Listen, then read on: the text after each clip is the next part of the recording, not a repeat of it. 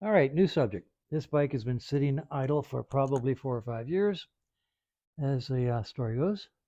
So I'm going to take out the oil pressure regulator. That's this guy right here. Take him apart and clean him. And I'm going to take this guy out. That's your oil pressure sender indicator. That's the switch that turns on the dash light, saying you have oil pressure. Now you can see that the connector's bent, and that's reason enough to take it out, just to straighten it out and see if it works. So I'm going to take these two guys out now, put them on the bench, and clean them up and test them. All right, now, one of the interesting things is that's a very big, takes a very big socket, and here is a very big socket. Notice that I've ground the face away of the socket so it's flat. I do that with a lot of my sockets because that first part, that beveled edge, it doesn't do any good. It just guides the socket onto the bolt, but it doesn't really do any good for turning. And if you have a nut that is shallow, you need every bit of socket on it that you can get. So I'm going to take that off now and see how it goes.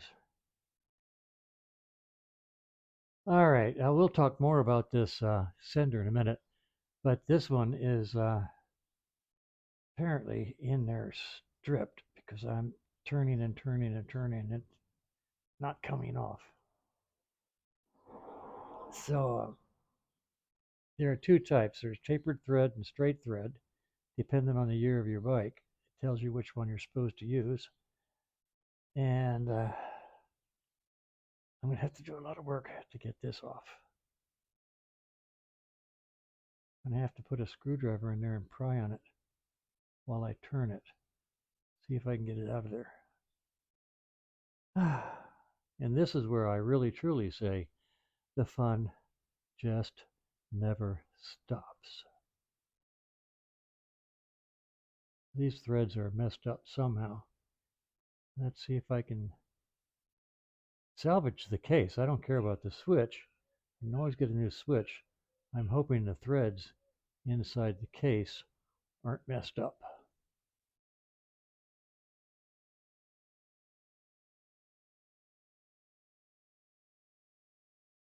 It's going to take a bit of doing.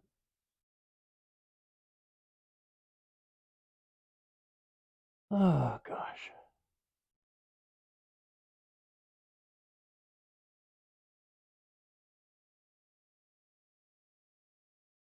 Well, let me work on that offline. Oh, me. All right. See if I can find it.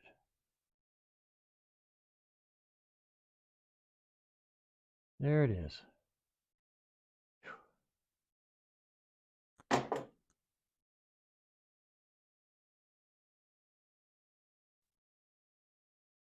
All right, there's the hole that the oil pressure switch was in.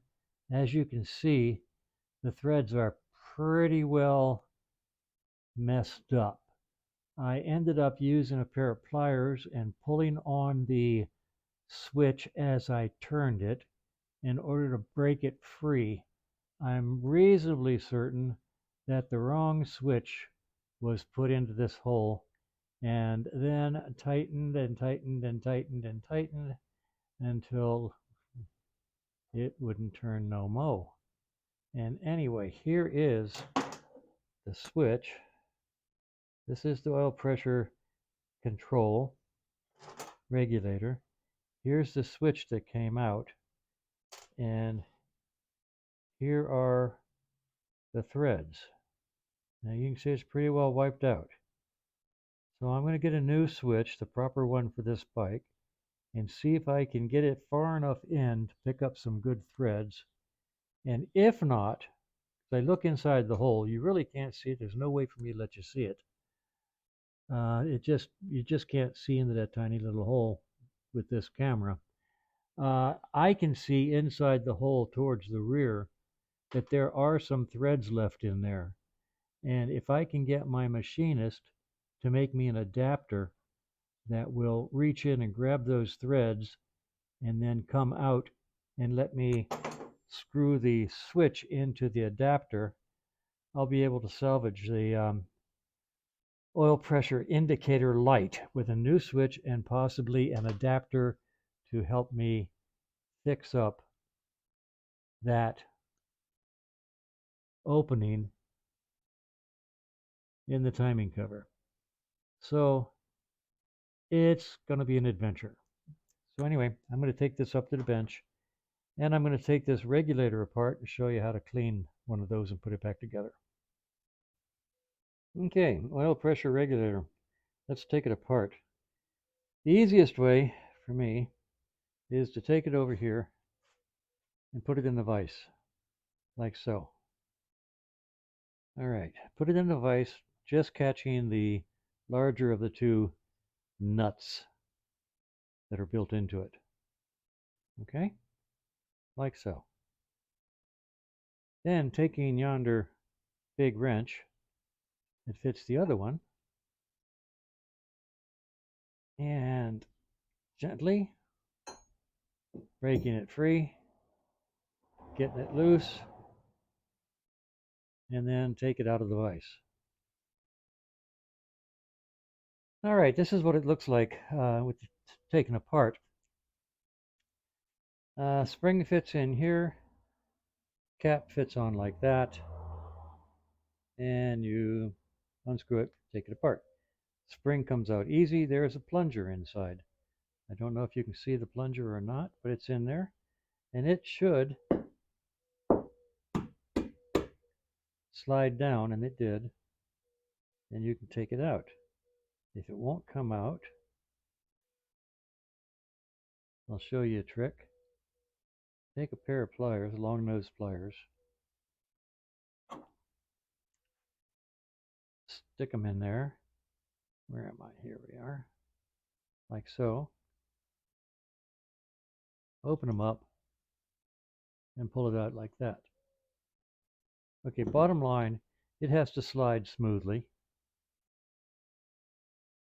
And it is. I don't see any real problems here. Okay. Put the spring back in. Should be a little spring tension when you put it together. And there is.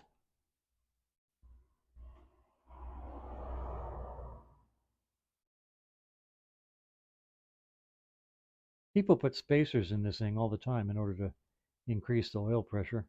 Frankly, I usually take them out. As long as there's pressure against the spring when you put it together, it's good by me.